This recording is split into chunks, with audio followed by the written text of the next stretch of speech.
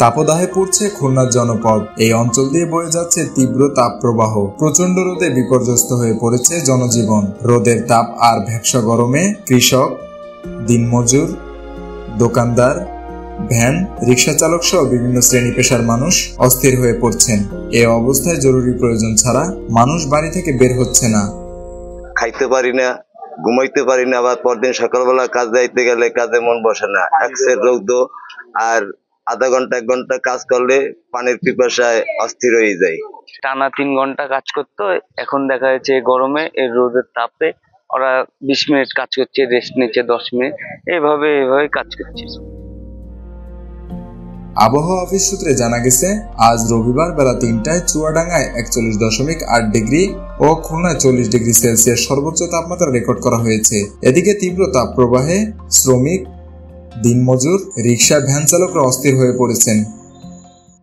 গরম কষ্ট হয়, আমরা গাড়ি চালাইতে কষ্ট হয়, ইনকাম নাই, গরমে বিলি করে যাওয়া লাগে, নানা রকমের গাম বাইরে যায়, আর ইনকাম তো নাই টোটালে। বড় তাপের কারণে এই ছাউনির তলে বসে রয়েছি। আমাদের বর্তমানে এই ঘাটের ভিতরে কোনো জায়গায় বসার মতন কোনো পরিবেশ নেই। যে জায়গা যাই সেই জায়গায় রোদ্দুর, অত্যাধিক গরম, যা সহ্য করা যাচ্ছে না। বর্তমানে আমরা বড় কষ্টের মধ্যে আছি।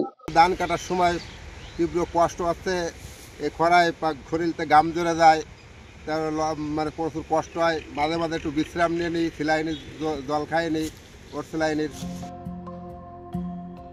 তীব্র গরমে অতি প্রয়োজন ছাড়া বাইরে বের না হতেও পরামর্শ দিচ্ছে স্বাস্থ্য বিভাগ। তাপ প্রবাহের কারণে হিট স্ট্রোকের ঝুঁকি থাকে। অতি প্রয়োজন ছাড়া বাইরে বের না হতেও পরামর্শ দেওয়া হচ্ছে। বেশি বেশি পানি ও ফলমূল খেতে বলা হচ্ছে।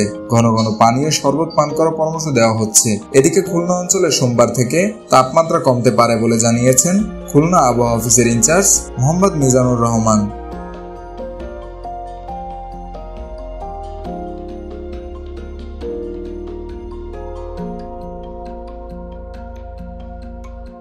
মেহেদী হাসান বাপ্পি, খুলনা গেজেট।